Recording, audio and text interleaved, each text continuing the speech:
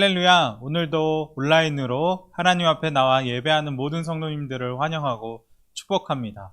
제가 기도함으로 오늘 새벽 예배 시작하도록 하겠습니다. 하나님 감사합니다. 오늘 새벽을 깨워주시고 하나님 앞에 나와 예배할 수 있게 해주심에 감사를 드립니다.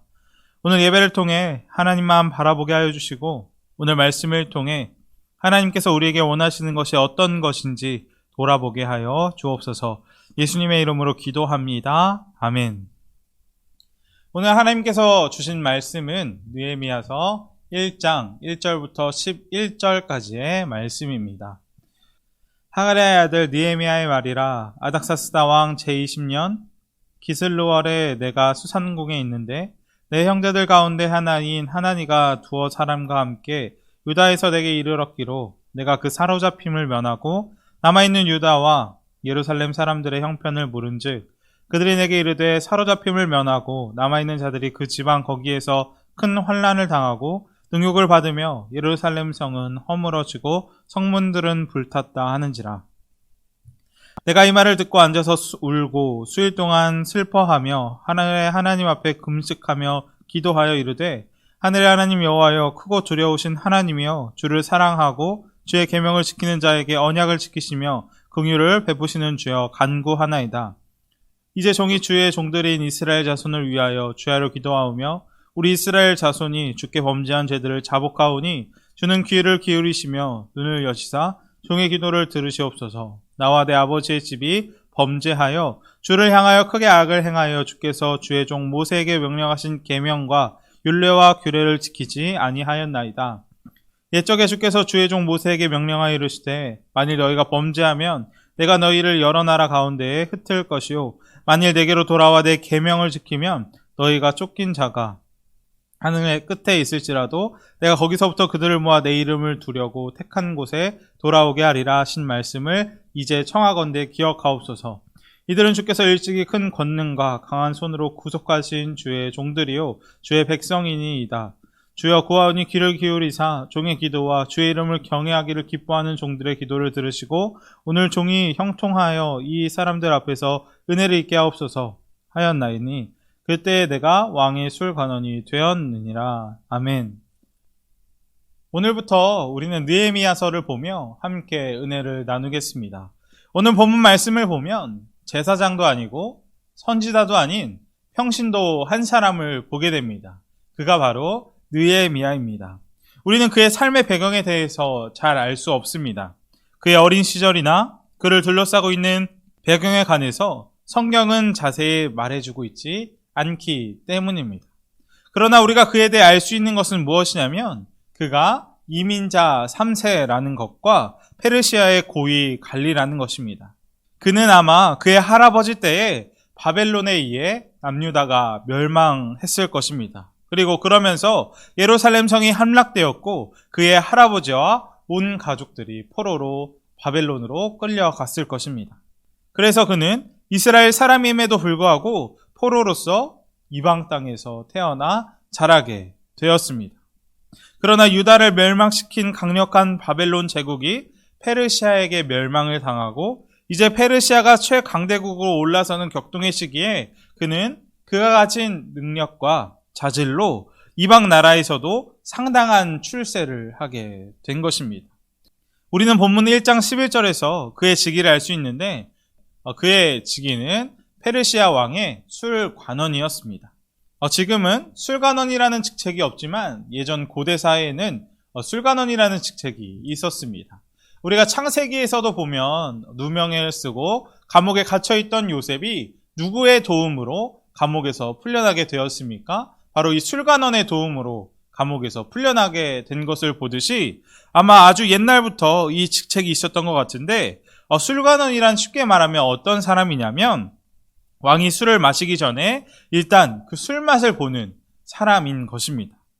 사실 그 직책이 뭐 대단한 직책이냐라고 생각할 수도 있겠지만 그 직책은 당시 중요한 직책 중 하나였다고 합니다. 왜냐하면 권력을 잡기 위한 암투가 난무하던 그런 시대 가운데 왕이 마시는 술에 독이라도 들어있으면 왕은 직사해버리기 때문입니다. 다시 말하면 술관원은 왕의 생명에 책임을 지고 있는 아주 중요한 직책이고 왕이 가장 믿고 신뢰할 수 있는 최측근이 맞는 그런 자리인 것입니다. 따라서 그는 왕의 생명을 책임지고 왕의 최측근으로서 왕 옆에서 국정을 논하기도 했던, 지금으로 말하자면 대통령의 비서실장이라고 이야기할 수 있을 것입니다. 그렇게 느헤미야는 교포 3세로 높은 직책에 앉아서 왕 옆에서 생활을 하고 있었습니다. 그런데 이 느헤미야가 어느 날 한 소식을 듣게 됩니다. 그 소식이 무엇이었습니까? 자기의 형제 중 한 명인 하나니가 고향 예루살렘을 다녀왔다는 소식이었습니다.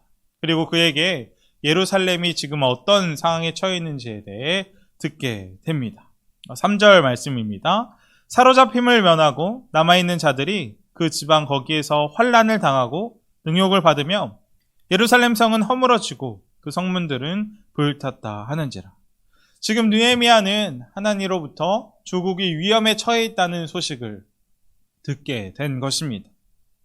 느헤미야가 이 소식을 들었을 때는 언제입니까? 바로 1차, 2차 포로기한 이후 시대입니다.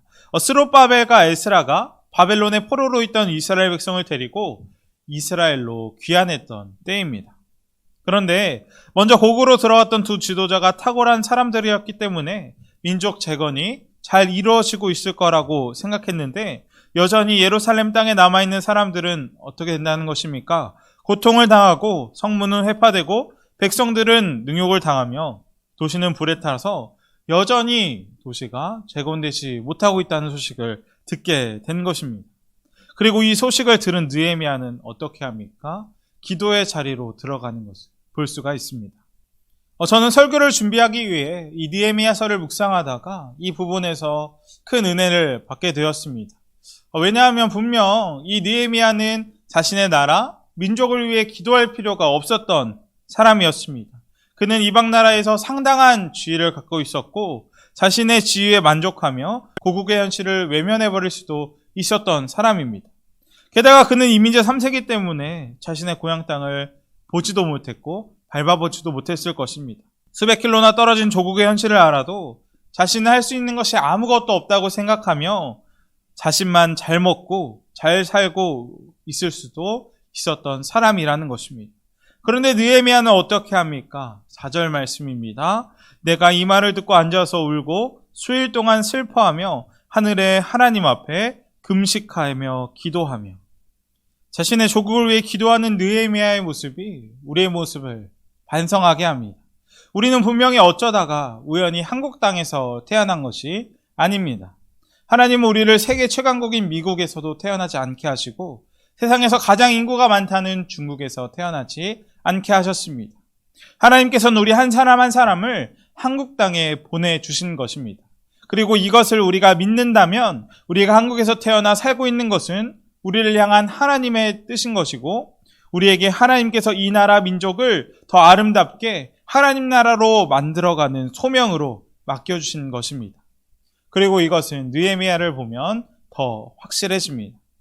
앞서 말했듯 느헤미야는 자기 뿌리가 유대인이라는 것이 출세에 조금도 도움이 되지 않았을 것입니다.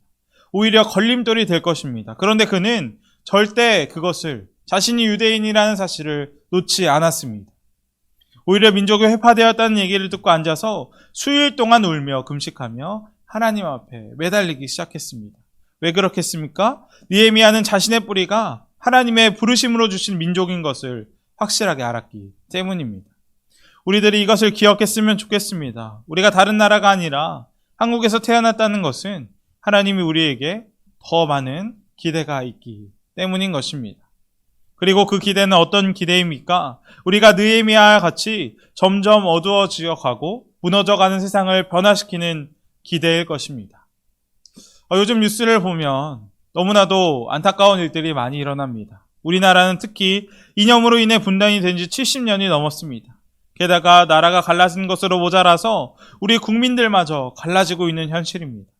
정치색이 다르다는 이유로 갈라지고 기성세대와 청년세대, 남자와 여자가 갈라져 서로 싸웁니다.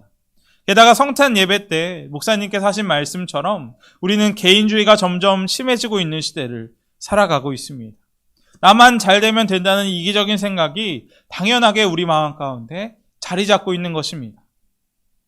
우리나라의 미래가 점점 더 어두워져 가는 상황 가운데 분명 우리의 기도가 내 문제들, 나와 내 가정밖에 되지 않는다면 이것을 하나님께서는 기뻐하시지 않을 것입니다. 그래서 느헤미야는 하나님 앞에 나와 기도합니다. 하나님께서 자신의 민족, 그 유대 땅을 소명으로 주신 것을 확실하게 믿었기 때문입니다. 그래서 느헤미야는 이제 하나님 앞에 나와 기도하는데 그가 가장 먼저 기도하는 것은 무엇이었습니까? 5절 말씀입니다. 하늘의 하나님 여호와 크고 두려우신 하나님이요. 느헤미야는 하나님이 어떤 분이신지 정확히 알고 있었습니다. 하나님은 하늘에서 이 세상의 모든 역사를 주관하시고 세상을 통치하시는 전능하신 하나님이라는 것을 고백한 것입니다. 그래서 이 기도에 입각하여서 8절에 이렇게 다시 기도합니다. 옛적에 주께서 주의 종 모세에게 명령하여 이르시되 만일 너희가 범죄하면 내가 너희를 여러 나라 가운데로 흩을 것이요. 그리고 정말 그 느헤미야의 기도대로 하나님을 멀리했던 이스라엘과 유다가 어떻게 되었습니까? 북이스라엘이 주전 722년에 아수르에게 멸망을 당했고 남유다가 주전 597년에 바벨론에게 멸망을 당해서 흩어져 버렸습니다. 그래서 바벨론 포로기의 70년은 바벨론에 의해서 이루어진 일 같지만 사실은 역사의 주관자 되시는 하나님께서 모세에게 언약하신 그대로 이루어진 일이라는 것을 느헤미야는 알고 기도하는 것입니다. 그래서 9절을 보면 그는 다시 이렇게 고백합니다. 만일 내게로 돌아와 내 계명을 지켜 행하면 너희 쫓긴 자가 하늘 끝에 있을지라도 내가 거기서부터 그들을 모아 내 이름을 두려고 택한 곳에 돌아오게 하리라 하신 말씀을 이제 청하건대 기억하옵소서. 앞에 언약을 하나님께서 이루셨듯이 반대로 하나님의 계명을 지키고 행하는 사람은 하나님께서 회복시키시고 그가 하늘 끝에 있을지라도 하나님께서 지켜주신다는 언약을 하나님은 이루시는 분임을 확실히 믿고 기대하며 기도하고 있는 것입니다. 이것을 볼 때 느헤미야는 지금 무엇을 하려고 하는 것입니까? 느헤미야는 하나님을 믿는 것이 내면의 평화를 이루는 정도에서 끝나는 것이 아니라 하나님을 통해서 자기 민족, 조국의 운명을 바꾸려고 하는 것입니다. 그는 하나님께서 세상을 창조하시고 역사를 주관하시는 분임을 믿었기 때문입니다. 느헤미야의 믿음을 보며 우리의 믿음을 돌아보게 됩니다. 우리는 때로 하나님의 능력을 내 경험과 내 생각 속에서 제한할 때가 너무나도 많이 있습니다. 이것만큼은 되지 않겠지. 이게 기도해서 되겠어? 라고 하나님의 능력을 우리의 생각과 경험으로 제한합니다. 또 때로는 하나님을 믿는데도 불구하고 두려워하는 게 너무나도 많이 있습니다. 세상 가운데 걱정과 근심으로 가득 차 있습니다. 그러나 느헤미야는 어땠습니까? 그런 우리들의 모습과 전혀 달랐습니다. 하나님께서 세상을 창조하시고 역사의 주관자가 되심을 믿고 자신의 민족과 나라를 위해 기도의 자리로 나아간 것입니다. 그리고 하나님은 분명 느헤미야와 같은 이런 기도자를 지금 이 땅 가운데서도 찾고 계실 것입니다. 하나님의 능력을 내 경험과 내 생각 속에 제한하고 있는 우리 자신에 대해서 다시 한번 회개해야 할 것입니다. 분명 내가 어떤 하나님을 믿느냐가 내 신앙의 수준을 결정하고 그것이 내 인생의 비전을 결정하고 결국 그것이 내 인생을 결정할 것임을 느헤미야를 통해 다시 한번 생각하게 됩니다. 마지막으로 느헤미야가 하는 기도의 중요한 내용이 한 가지 더 있습니다. 6절 하반절에서 7절까지의 말씀인데 나와 내 아버지의 집이 범죄하여 주를 향하여 크게 악을 행하여 주께서 주의 종 모세에게 명령하신 계명과 율례와 규례를 지키지 아니하였나이다. 나와 내 아버지의 집이 범죄하여. 분명 느헤미야는 바벨론 포로 3세입니다. 하나님께 죄를 범해서 민족이 흩어지게 된 것은 자기 때에 일어난 일이 아니고 할아버지 때에 일어난 일입니다. 유다가 멸망해 갈 때 느헤미야는 사실 태어나지도 않았던 것입니다. 자기와 아무 상관이 없었던 일입니다. 그런데 그는 하나님께 어떻게 기도합니까? 나와 내 아버지의 집이 범죄하였나이다 라고 기도합니다. 분명 그는 자기 조상 공동체의 죄와 자기의 죄를 동일시하고 있는 것입니다. 저는 이것을 보며 우리 예수님의 모습이 떠올랐습니다. 분명 예수님도 아무 죄가 없으신 거룩하신 분입니다. 하지만 예수님도 모든 인류의 죄를 짊어지고 십자가에 달리시고 부활하셨습니다. 우리를 사랑했기 때문입니다. 그러나 우리는 어떻습니까? 서로의 죄를 떠넘기기 바쁩니다. 그리고 서로의 잘못을 떠넘기는 모습은 아담과 하와가 자신에게 잘못이 없다며 서로에게 선악과를 먹은 책임을 떠넘기는 모습과 꼭 닮아 있습니다. 가장 먼저 죄가 들어왔을 때의 모습인 것입니다. 제가 앞서 말했듯이 우리나라는 남북이 갈라지더니 계층이 갈라지고 진보와 보수로 갈라지고 어느 순간부터는 젊은이와 노년들이 또 요즘은 남녀가 서로 싸우는 일까지 생겼습니다. 그러나 느헤미야는 어떻습니까? 자기와 상관없는 것까지 자기 잘못으로 가지고 가는데 우리는 조금만 무슨 문제가 생기면 그것은 내가 아니라 상대방이 잘못했기 때문에 일어난 일이라고 주장하며 나와 다른 쪽에 있는 사람들을 악으로 규정해버립니다. 더 안타까운 것은 무엇입니까? 찢어진 세상을 하나로 만들어야 하는 교회가 이런 이념적 잣대와 세상적 잣대로 서로를 반목하고 색안경을 끼고 서로를 본다는 것입니다. 심지어는 교회에 다니는 형제 자매에게도 그렇게 합니다. 교회가 갈라진 이 나라와 민족의 희망인데 교회까지 그러면 하나님이 누구를 세워서 이 땅을 고치겠습니까? 우리가 하나님의 희망이 되어야 할 것입니다. 우리가 서로의 잘잘못을 따지고 서로 찢어지는 것이 아니라 느헤미야처럼 사랑으로 서로의 잘못을 덮고 그 죄를 우리의 죄처럼 하나님 앞에 기도해야 할 것입니다. 그럴 때 분명 찢어지고 갈라진 모든 것들이 하나 되는 역사가 일어나게 될 줄 확신합니다. 말씀을 마치겠습니다. 우리가 느헤미야의 모습을 보며 세상을 변화시키는 사람은 어떤 사람인지 보게 됩니다. 분명 세상을 변화시키는 사람은 기도하는 사람이었습니다. 하나님께서 역사를 주관하신다는 것을 확실히 믿고 사랑으로 서로의 죄를 나의 죄처럼 여기며 하나님께 기도하는 사람이었습니다.